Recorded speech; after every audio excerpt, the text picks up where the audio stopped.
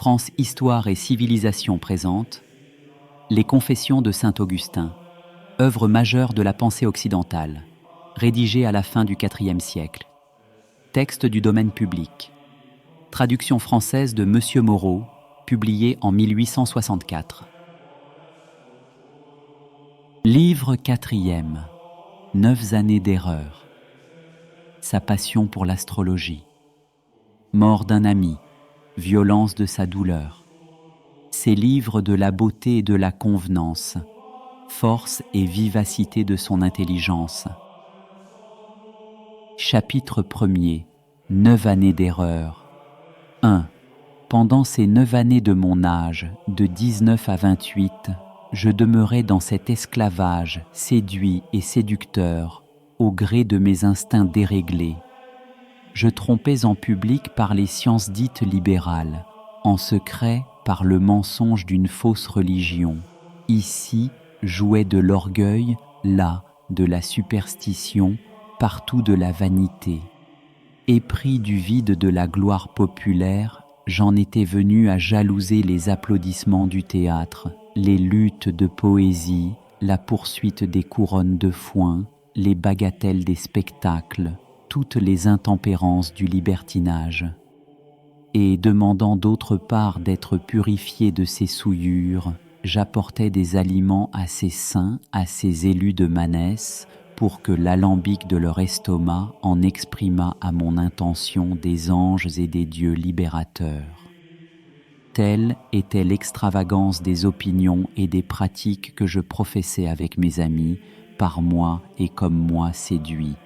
Qu'ils me raillent, ces superbes, qui n'ont pas encore le bonheur d'être humiliés et écrasés par vous, mon Dieu. Moi je confesse mes ignominies pour votre gloire. Permettez-moi, je vous en conjure. Donnez-moi de promener aujourd'hui mes souvenirs par tous les détours de mes erreurs passées et de vous immoler une victime de joie. Car, sans vous, que suis-je à moi-même qu'un guide malheureux penché sur les précipices?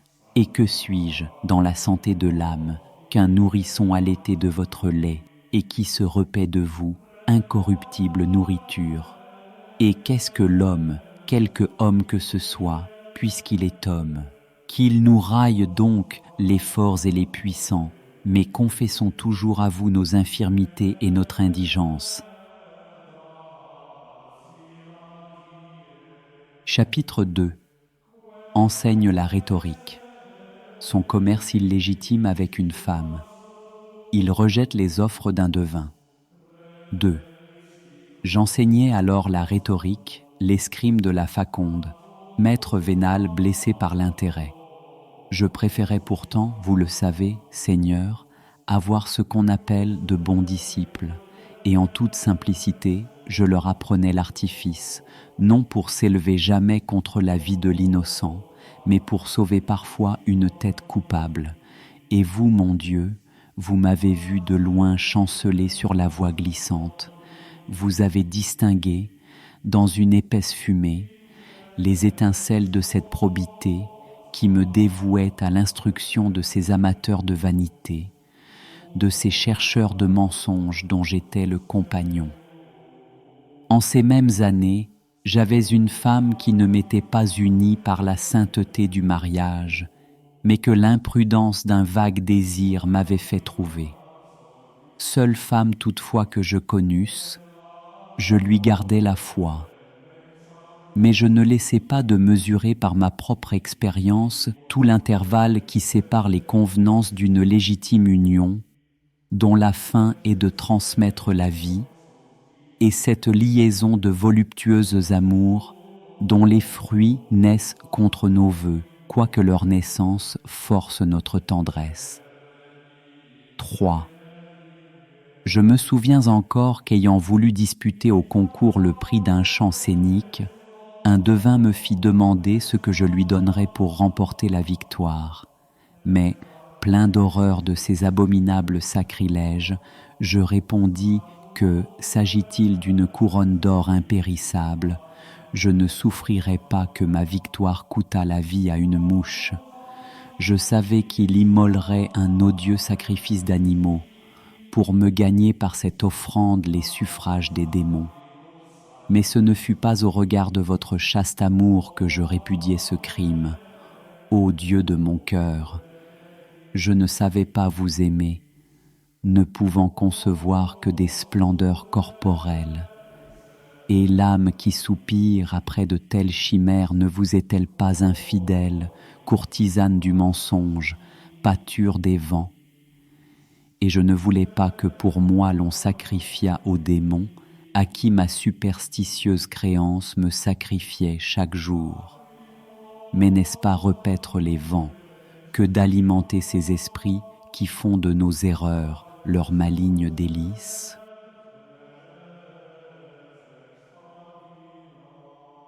Chapitre 3. Sa passion pour l'astrologie. 4.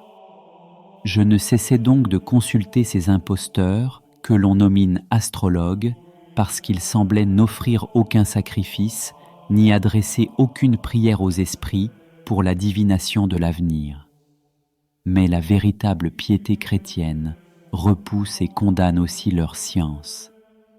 C'est à vous, Seigneur, qu'il faut confesser et dire « Ayez pitié de moi, guérissez mon âme, parce que j'ai péché contre vous. » Et loin d'abuser de votre indulgence jusques au libertinage du péché, il faut avoir souvenir de cette parole du Seigneur. « Voilà que tu es guéri, garde-toi de pécher désormais, de peur qu'il ne t'arrive pis. » C'est cette ordonnance salutaire qu'il s'efforce d'effacer, ceux qui disent « Le ciel vous forme une fatale nécessité de péché, c'est à Vénus, c'est à Mars, c'est à Saturne qu'il faut s'en prendre. On veut ainsi que l'homme soit pur, l'homme, chair et sang, orgueilleuse pourriture. On veut accuser celui qui a créé les cieux et ordonne leurs mouvements. Et quel est-il, sinon vous-même, ô Dieu de douceur, source de justice, qui rendez à chacun selon ses œuvres et ne méprisez pas un cœur contrit et humilié? 5. Je connaissais alors un homme d'un grand esprit, très habile et très célèbre dans la médecine. J'avais reçu de sa main la couronne poétique, mais c'était le proconsul, et non le médecin, qui avait couronné ma tête malade. Vous vous réservez la cure de ces maladies, ô vous, qui résistez aux superbes et faites grâce aux humbles. Et cependant, n'est-ce pas vous qui n'avez cessé de m'assister par ce vieillard, qui n'avait cessé par sa main de soigner mon âme? J'étais entré dans son intimité, et ses entretiens, sans phare d'expression, mais sérieux et agréables par la vivacité des pensées, trouvaient en moi un auditeur attentif et assidu. Aussitôt qu'il a pris, dans nos entretiens, ma passion pour les livres d'astrologie, il me conseilla avec une bienveillance paternelle de les jeter là, pour ne pas accorder à ces futilités le soin que réclament les choses nécessaires.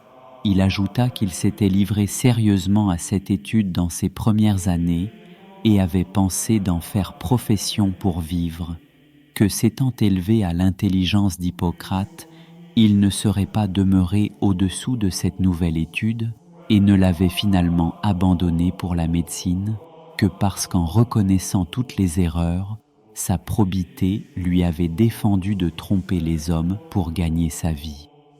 Mais vous, me dit-il, qui pour vivre honorablement avez la rhétorique, vous qu'une libre curiosité, et non le besoin de l'existence, attache à ces mensonges, vous pouvez m'en croire, puisque je n'ai approfondi ces malheureuses connaissances que pour en faire mon gagne-pain. Je lui demandai d'où venait que plusieurs prédictions se trouvassent véritables, et il me répondit, comme il put, qu'il fallait l'attribuer à la puissance du sort, universellement répandue dans la nature. Vous consultez un poète au hasard, disait-il, vous feuilletez ces chants dans une intention bien éloignée de celle qui les inspire, et vous trouvez souvent une conformité merveilleuse à votre pensée. Il ne faut donc pas s'étonner qu'une âme humaine, émue d'un instinct supérieur, sans savoir ce qui se passe en elle, par hasard et non par science, rende parfois un son qui s'accorde à l'état et à la conduite d'une autre âme. 6. Voilà ce que j'appris de lui, ou de vous par lui, et ce que plus tard je devais rechercher par moi-même, vous l'avez esquissé d'un premier trait dans ma mémoire. Car alors, ni lui, ni mon cher Nébridius, sage et excellent jeune homme, plein de mépris railleur pour cet art divinatoire, ne purent me persuader de le rejeter. Je cédais à l'autorité de ceux qui en ont écrit, et je n'avais point encore trouvé de raison certaine, telle que j'en cherchais, qui me prouva à l'évidence que le hasard, et non le calcul des mouvements célestes, décidait de la vérité de ces prédictions.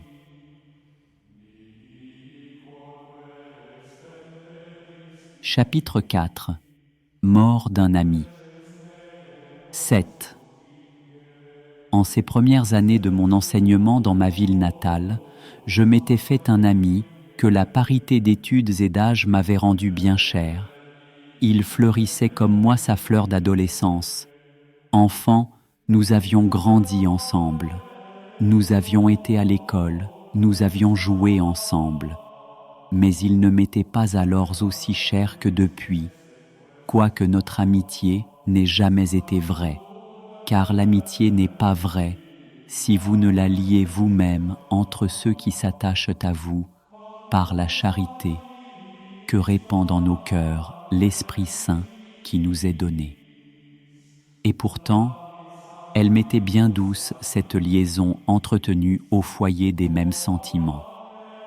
Je l'avais détournée de la vraie foi, dont son enfance n'avait pas été profondément imbue, pour l'amener à ces fables de superstition et de mort qui coûtaient tant de larmes à ma mère. Il s'égarait d'esprit avec moi, cet homme dont mon âme ne pouvait plus se passer. Mais vous voilà, toujours penché sur la trace de vos fugitifs, Dieu des vengeances et source des miséricordes, qui nous ramenez à vous par des voies admirables.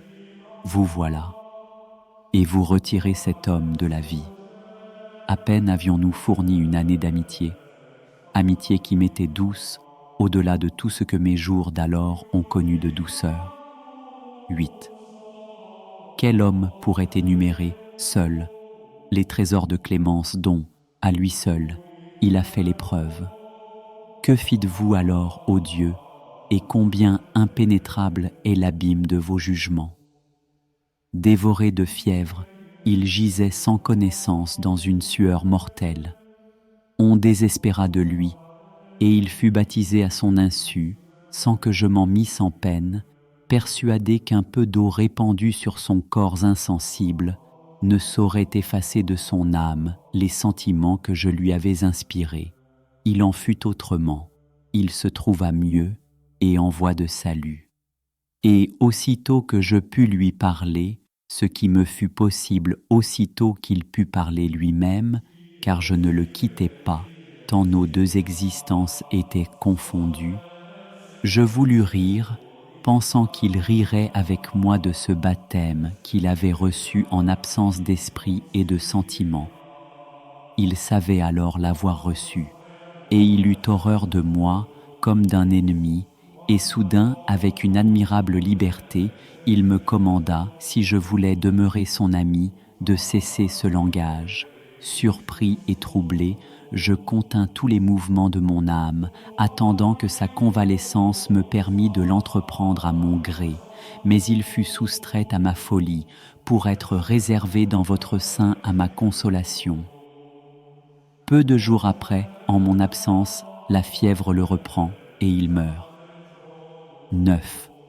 La douleur de sa perte voila mon cœur de ténèbres.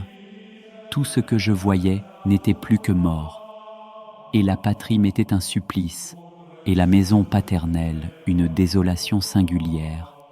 Tous les témoignages de mon commerce avec lui, sans lui, étaient pour moi un cruel martyre. Mes yeux le demandaient partout, et il m'était refusé. Et tout m'était odieux, parce que tout était vide de lui, et que rien ne pouvait plus me dire « Il vient, le voici », comme pendant sa vie, quand il était absent. J'étais devenu un problème à moi-même, et j'interrogeais mon âme. Pourquoi elle était triste et me troublait ainsi? Et elle n'imaginait rien à me répondre. Et si je lui disais « Espère en Dieu », elle me désobéissait avec justice, parce qu'il était meilleur et plus vrai, cet homme, deuil de mon cœur, que ce fantôme en qui je voulais espérer. Le seul pleurer m'était doux, seul charme à qui mon âme avait donné la survivance de mon ami.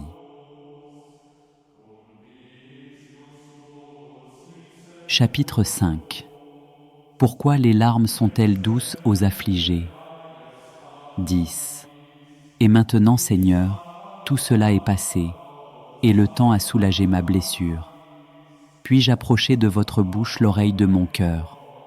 Ô vous, qui êtes la vérité, me direz-vous, pourquoi les larmes sont douces aux malheureux?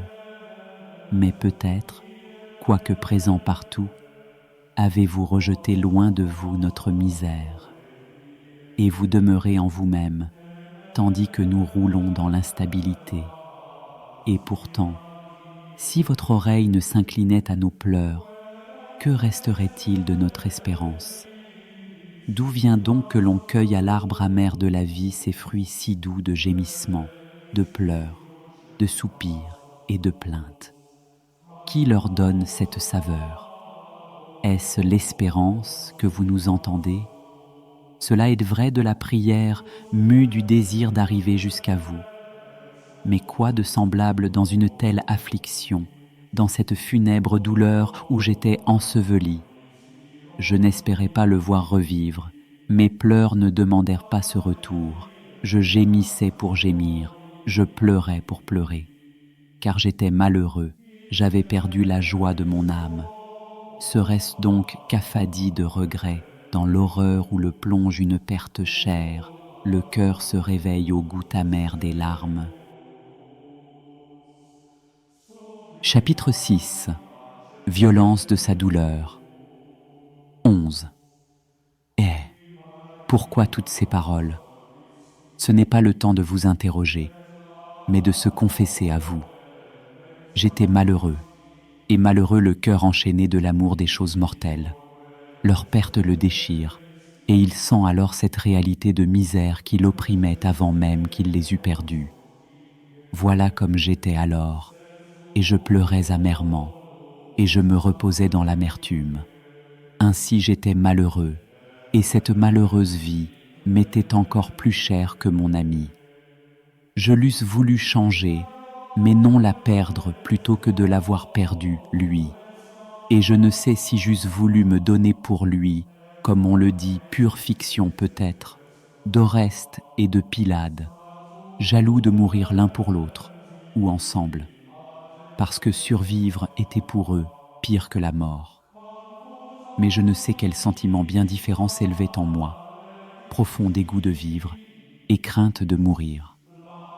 Je crois que, plus je l'aimais, plus la mort qui me l'avait enlevé m'apparaissait comme une ennemie cruelle, odieuse, terrible, prête à dévorer tous les hommes, puisqu'elle venait de l'engloutir. Ainsi j'étais alors, oui, je m'en souviens. Ô mon Dieu, voici mon cœur, le voici. Voyez dedans tous mes souvenirs.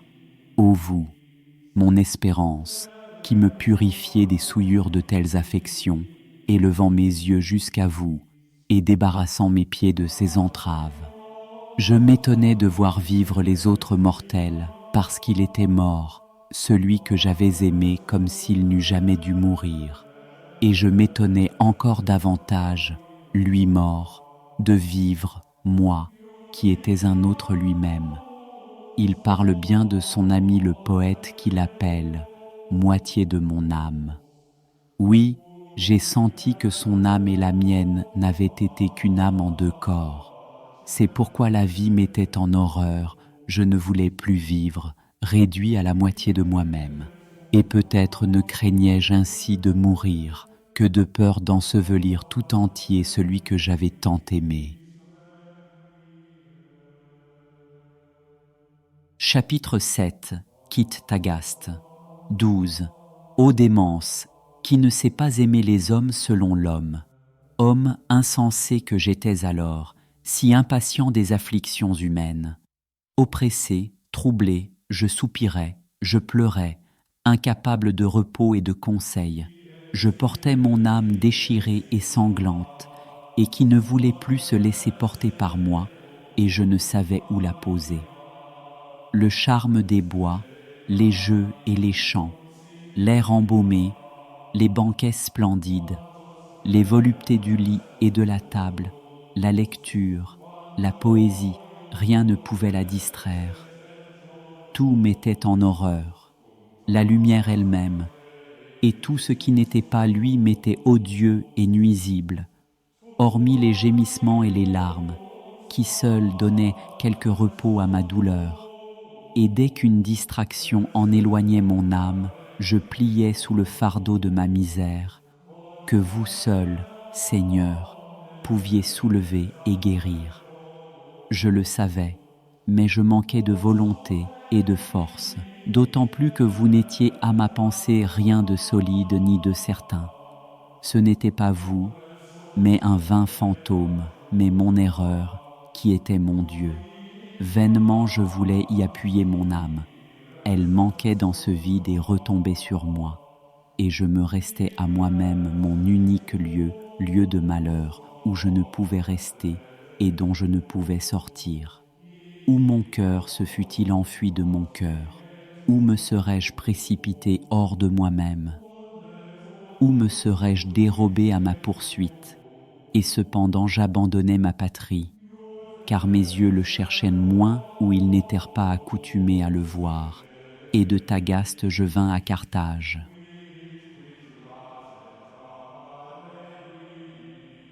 Chapitre 8. Sa douleur diminue avec le temps. 13. Le temps n'est pas oisif, et nos sentiments portent la trace de son cours. Il fait dans notre âme de merveilleuses œuvres.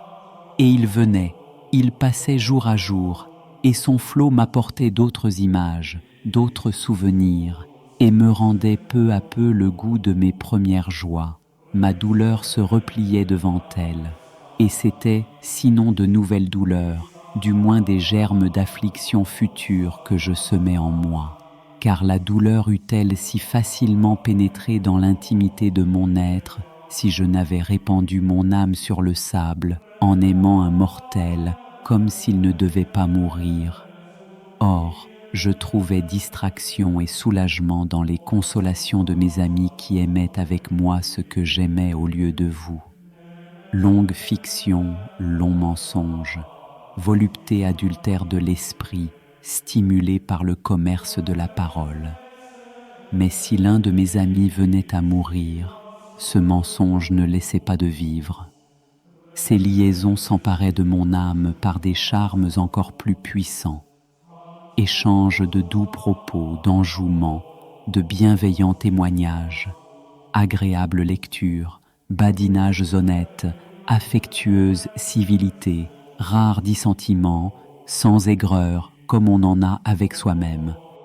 Léger assaisonnement de contradictions, celles qui relèvent l'unanimité trop constante, instruction réciproque, impatient regret des amis absents, joyeux accueil à leur bienvenue, tous ces doux témoignages que les cœurs amis expriment de l'air, de la langue, des yeux, par mille mouvements pleins de caresses, sont comme autant de foyers où les esprits se fondent et se réduisent à l'unité.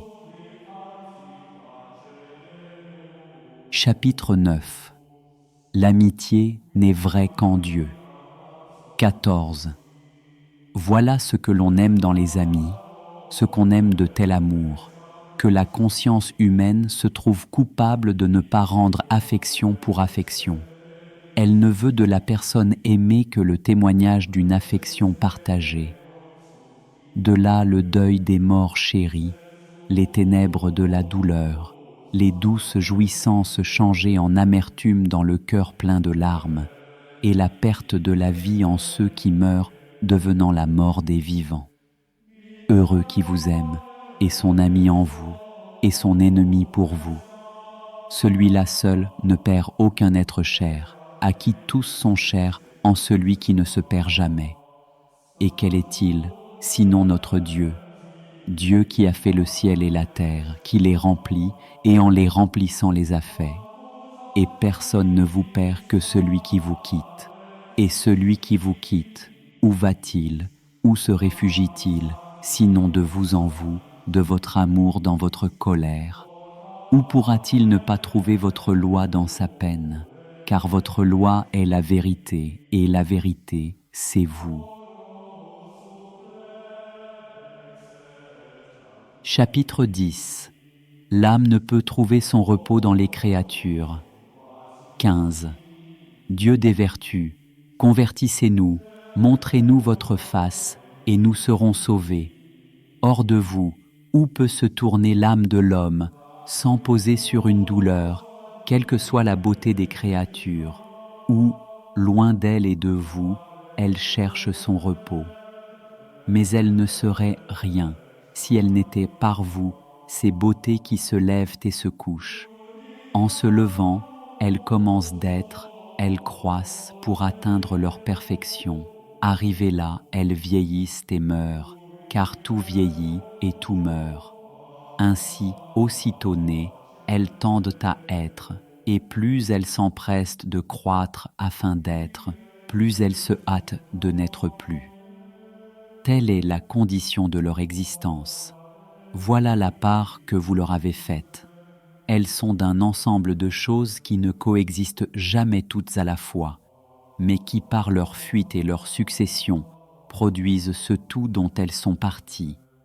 Et n'est-ce pas ainsi que notre discours s'accomplit par les signes et les sons? Jamais il n'existera en totalité, si chaque parole ne passe après avoir prononcé son rôle, pour qu'une autre lui succède. Que mon âme vous loue de telles œuvres, Dieu leur créateur, mais qu'elle n'y demeure point attachée par l'appât de cet amour qui captive les sens, car elles vont toujours où elles allaient, pour ne plus être, et déchirent de désirs pernicieux l'âme avide d'être et de se reposer dans ce qu'elle aime. Mais l'âme peut-elle trouver son repos dans leur instabilité? Elle fuit, et l'instant même de leur présence se dérobe au sens charnel. Lent est le sens de la chair, parce qu'il est le sens de la chair, et la manière d'être de la chair. Il suffit à sa fin, mais il est impuissant pour saisir ce qui court d'un point désigné à un autre. Car votre Verbe créateur dit à l'être créé, « Tu iras d'ici là ».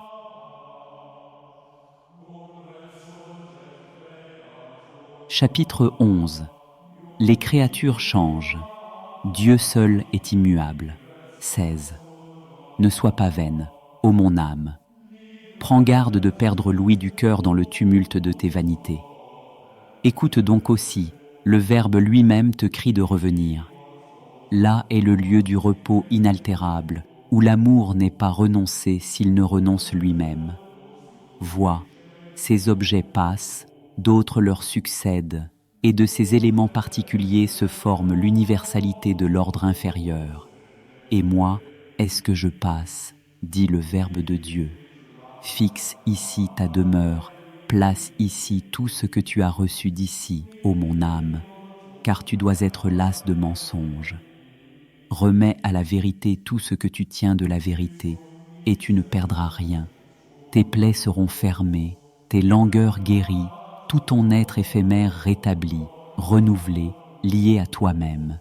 Il ne te portera plus au lieu où il descend, mais il subsistera avec toi, appuyé à la stabilité permanente de Dieu. 17. Pourquoi t'égarer à suivre ta chair? Elle-même, que ne revient-elle à te suivre? Que connais-tu par elle? Quelque partie d'un tout que tu ignores et tu te complais en si peu. Mais si le sens charnel était capable de comprendre ce tout, et s'il n'eût reçu pour ton châtiment de justes bornes, tes désirs hâteraient le passage de tout ce qui existe dans le présent, afin de jouir de l'ensemble. C'est par ce sens charnel que tu entends la parole, et tu ne demandes pas l'immobilité des syllabes, mais leur rapide écoulement et l'arrivée des dernières pour entendre le tout.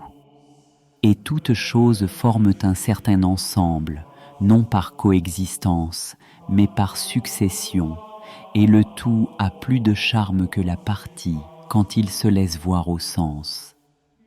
Mais combien est plus excellent celui qui a fait cet ensemble de toutes choses, et celui-là, c'est notre Dieu, et il ne passe pas, parce que rien ne lui succède. Chapitre 12. Les âmes trouvent en Dieu le repos et l'immutabilité. 18. Si les corps te plaisent, prends-en sujet de louer Dieu. Réfléchis ton amour vers leur auteur, de peur qu'en t'arrêtant à ce qui te plaît, tu ne lui déplaises. Si les âmes te plaisent, aime-les en Dieu. Muables en elles-mêmes, elles sont fixes et immuables en lui. Sans lui, elles s'évanouiraient dans le néant. Qu'elles soient donc aimées en lui. Entraîne avec toi vers lui toutes celles que tu peux et dis-leur: aimons-le, aimons-le. Il a tout fait et il n'est pas loin de ses créatures. Il ne s'est pas retiré après les avoir faites, mais c'est en lui, comme de lui, qu'elles ont leur être. Voici où il est, où réside le goût de la vérité, dans l'intimité du cœur. Mais le cœur s'est détourné de lui. Revenez à votre cœur, homme de péché, et rattachez-vous à celui qui vous a fait. Demeurez avec lui, et vous serez debout. Reposez-vous en lui, et vous serez tranquille. Où allez-vous? Au milieu des précipices? Où allez-vous? Le bien que vous aimez vient de lui, bien véritable et doux. Tant que vous l'aimerez pour Dieu, il deviendra justement amer, si vous avez l'injustice de l'aimer sans son auteur. Pourquoi marcher encore dans ces sentiers rudes et laborieux? Le repos n'est pas où vous le cherchez. Cherchez votre recherche, mais il n'est pas où vous cherchez. Vous cherchez la vie bienheureuse dans la région de la mort. Elle n'est pas là.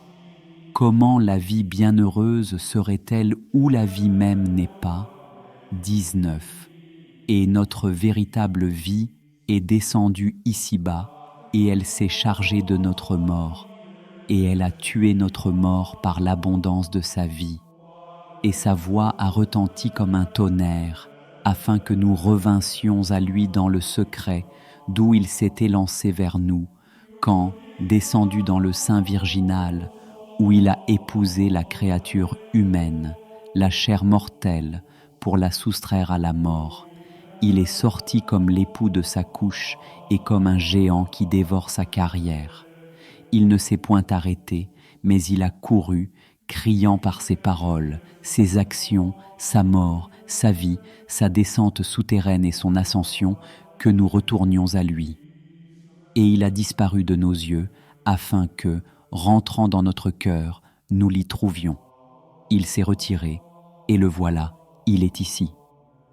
Il n'a pas voulu être longtemps avec nous, et il ne nous a pas quittés. Il est retourné d'où il n'était jamais sorti, car le monde a été fait par lui, et il était dans ce monde, et dans ce monde, il est venu sauver les pécheurs. C'est de lui que mon âme implore sa guérison, parce qu'elle a péché contre lui. Fils des hommes, jusques à quand porterez-vous un cœur appesanti? La vie est descendue vers vous, et vous ne voulez pas monter vers elle et vivre? Mais où monterez-vous, puisque vous êtes en haut, le front dans les cieux? Descendez pour monter jusqu'à Dieu, car vous êtes tombés en montant contre lui. Dis-leur cela, ô mon âme, afin qu'ils pleurent dans cette vallée de larmes. Dis, et emporte-les avec toi vers Dieu, car tu parles par son esprit, si ta parole est brûlante de charité. Chapitre 13. D'où procède l'amour? Livre qu'il avait écrit sur la beauté et la convenance. 20. C'est ce que j'ignorais alors. J'aimais les beautés inférieures, et je descendais à l'abîme, et je disais à mes amis, qu'aimons-nous qui ne soit beau? Qu'est-ce donc que le beau? Et qu'est-ce que la beauté? Quel est cet attrait qui nous attache aux objets de notre affection? S'ils étaient sans charme et sans beauté, ils ne feraient aucune impression sur nous. Et je considérais que dans les corps eux-mêmes, il faut distinguer ce qui en est comme le tout, et partant la beauté, et ce qui plaît par un simple rapport de convenance, comme la proportion d'un membre au corps, d'une chaussure au pied, etc. Cette source de pensée jaillit dans mon esprit du plus profond de mon cœur, et j'écrivis sur le beau et le convenable 2 ou 3 livres, je crois. Vous le savez, mon Dieu, car cela m'est échappé. Je n'ai plus ces livres, ils se sont égarés, je ne sais comment. Chapitre 14. Il avait dédié ces livres à l'orateur Hiérius. Estime pour les absents, d'où vient-elle? 21. Et qui put me porter alors, Seigneur mon Dieu, à les dédier à Hiérius, orateur de Rome? Je ne le connaissais pas même de vue. Je l'aimais sur sa brillante réputation de savoir, et l'on m'avait rapporté de lui certaines paroles qui m'avaient plu. Mais en réalité, l'estime des autres et l'enthousiasme que leur inspirait un Syrien, initié d'abord aux lettres grecques, pour devenir plus tard un modèle d'éloquence latine et d'érudition philosophique, voilà ce qui décidait mon admiration. Et quoi?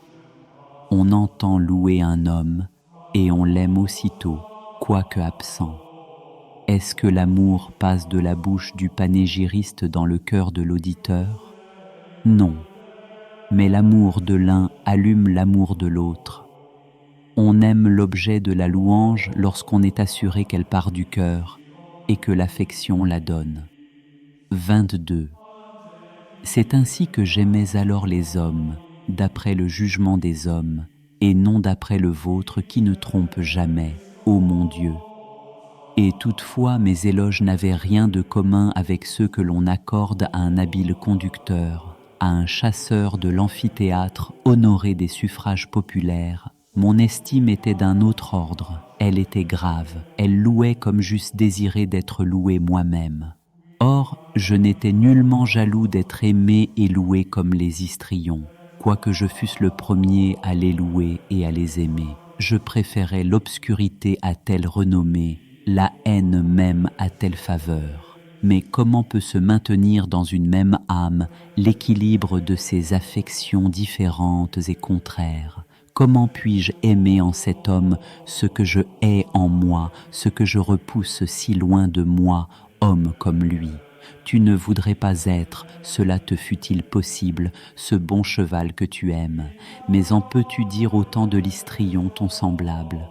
J'aime donc dans un homme ce que je haïrais d'être moi-même, tout homme que je suis. Immense abîme que l'homme, dont les cheveux même vous sont comptés, Seigneur, sans qu'un seul s'égare. Et il est encore plus aisé pourtant de les nombrer que les affections et les mouvements de son cœur. 23. Quant à ce rhéteur, le sentiment que j'avais pour lui était de nature à me faire envier être ce qu'il était, et mes vaniteuses présomptions m'égaraient, et je flottais à tout vent, et je ne laissais pas d'être secrètement gouverné par vous. Et d'où ai-je appris, et comment puis-je vous confesser avec certitude que j'empruntais plutôt mon amour pour cet homme à l'amour de ses partisans qu'aux raisons même de leurs éloges? Si en effet, au lieu de le louer, on l'eût blâmé, et que ces sujets de louange eussent été des sujets de censure et de mépris, j'eusse été loin de m'enflammer à son égard. Et cependant l'homme et les choses restaient les mêmes, l'opinion seule était différente. Voilà où tombe l'âme infirme, qui ne se tient pas encore à la base solide de la vérité. Au souffle capricieux de l'opinion, elle va, elle plie, elle tourne et revient, et la lumière se voile pour elle. Elle ne distingue plus la vérité qui est devant elle. Et c'était un triomphe pour moi, que mon discours et mes études vinssent à la connaissance de cet homme. S'il m'approuvait, je redoublais d'ardeur. Sinon, j'étais blessé dans mon cœur plein de vanité et vide de cette constance qui n'est qu'en vous. Et cependant je me plaisais toujours à méditer sur le beau et le convenable, sujet du livre que je lui avais adressé, et mon admiration louait sans écho ce monument de ma pensée.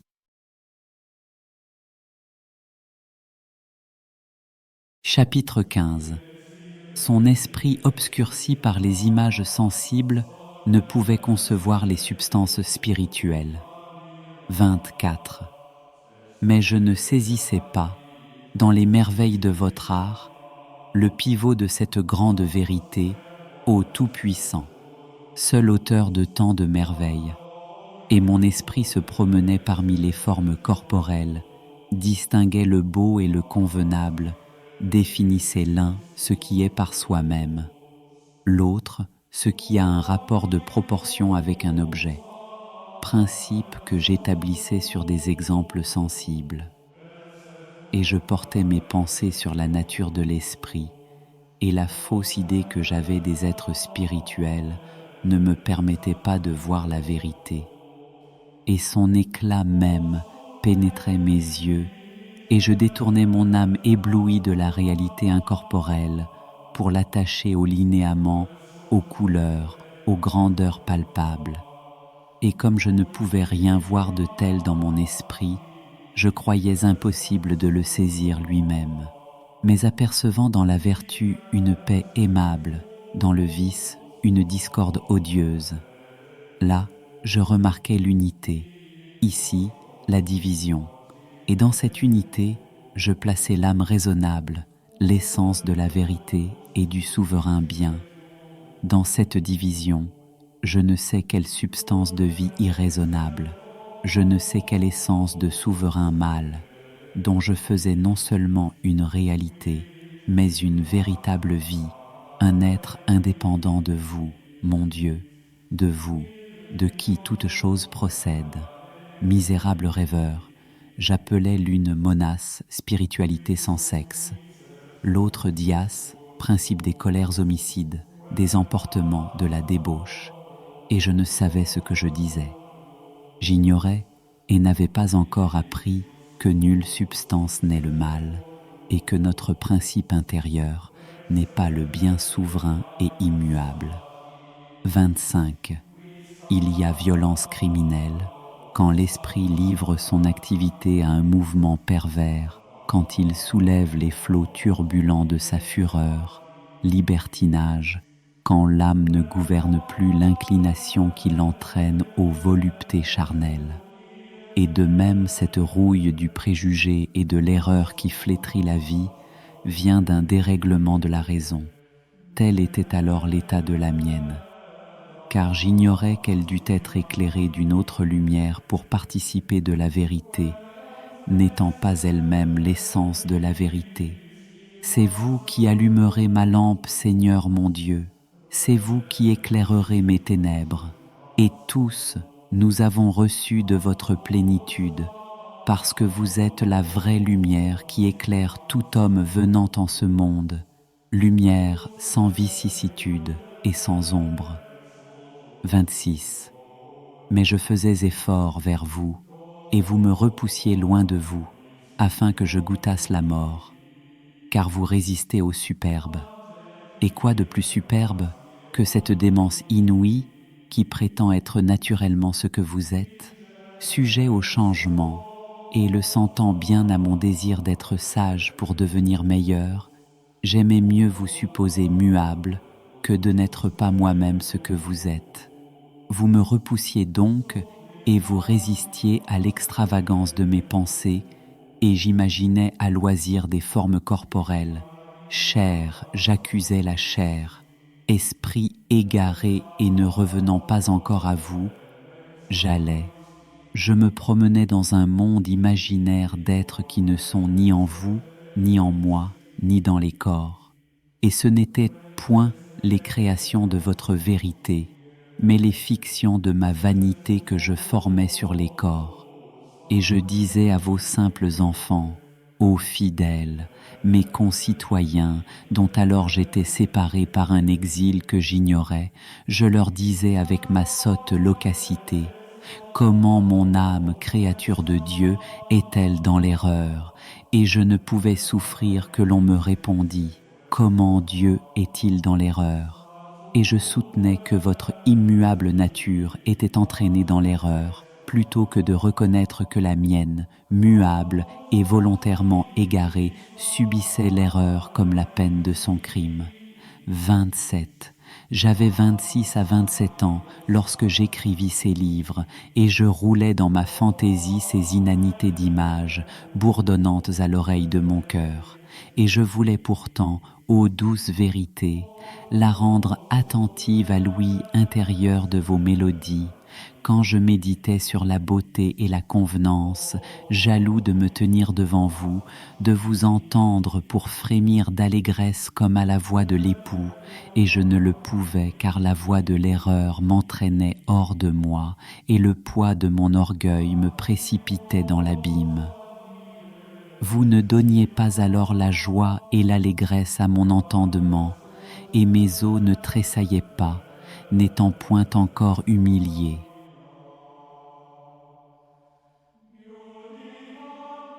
Chapitre 16. Génie de saint Augustin. 28. Et de quoi me servait alors qu'à l'âge de 20 ans environ, ayant eu entre les mains ce livre d'Aristote, qu'on appelle les 10 catégories, je le compris seul à la simple lecture. Et cependant, à ce nom de catégorie, les joues du rhéteur de Carthage, mon maître, se gonflaient d'emphase, et plusieurs autres réputés habiles avaient également éveillé en moi, comme une attente inquiète de quelque chose d'extraordinaire et de divin. J'en conférais depuis avec d'autres qui disaient n'avoir compris cet ouvrage qu'à grand-peine, à l'aide d'excellents maîtres, non seulement par enseignement de vive voix, mais par des figures tracées sur le sable, et ils ne m'en purent en rien apprendre que ma lecture solitaire ne m'eût fait connaître. Et ces catégories me semblaient parler assez clairement des substances, l'homme par exemple, et de ce qui est en elle, comme la figure de l'homme, quel il est, quelle est sa taille, sa hauteur, de qui il est frère ou parent, où il est établi, quand il est né, s'il est debout, assis, chaussé ou armé, actif ou passif, tout ce qui est enfin compris, soit dans ces 9 genres, dont j'ai touché quelques exemples, soit dans le genre lui-même de la substance, où les exemples sont innombrables. 29. Quel bien me faisait, ou plutôt quel mal ne me faisait pas cette connaissance? Je voulais que tout ce qui est fût compris dans ces 10 prédicaments, et vous-même, comment vous concevais-je, ô mon Dieu, simplicité, immutabilité parfaite. Ma pensée matérielle se figurait votre grandeur et votre beauté réunies en vous, comme l'accident dans le sujet, comme si vous n'étiez pas vous-même votre grandeur et votre beauté, tandis que le corps ne tient pas de son essence corporelle, sa grandeur et sa beauté, car fût-il moins grand et moins beau, en serait-il moins corps?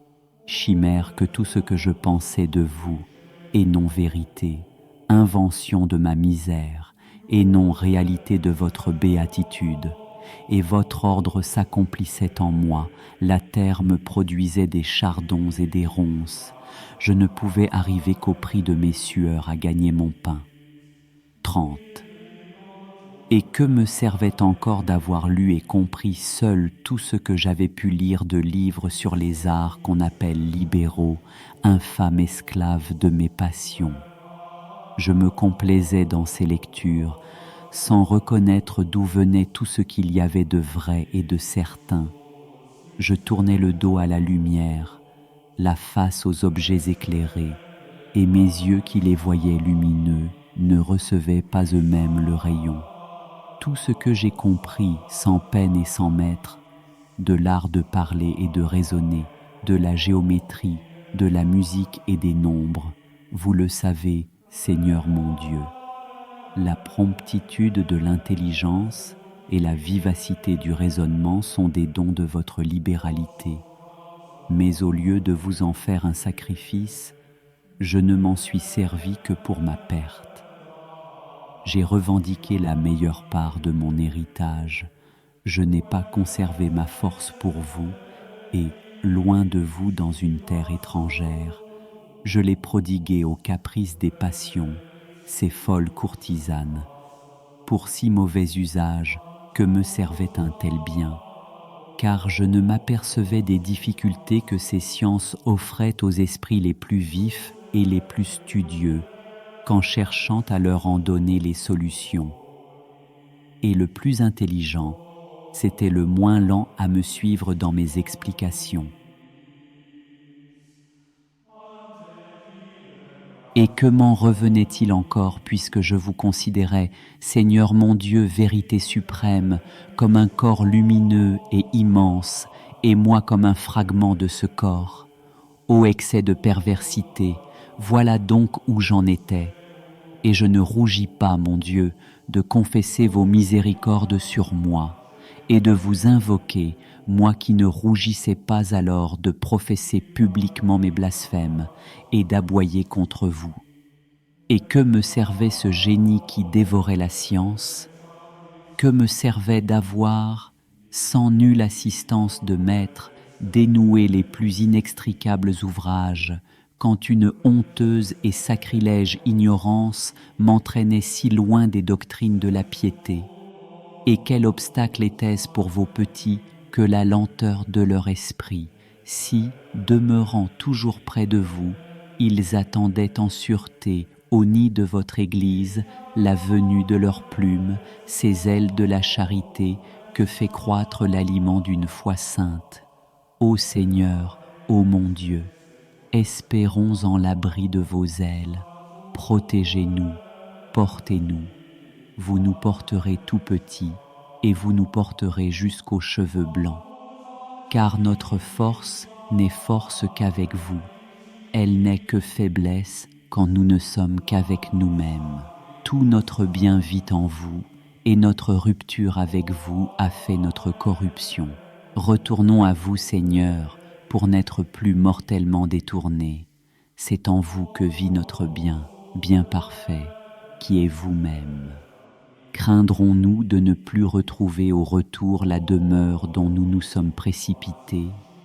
C'est-elle écroulée en notre absence, cette demeure qui est votre éternité?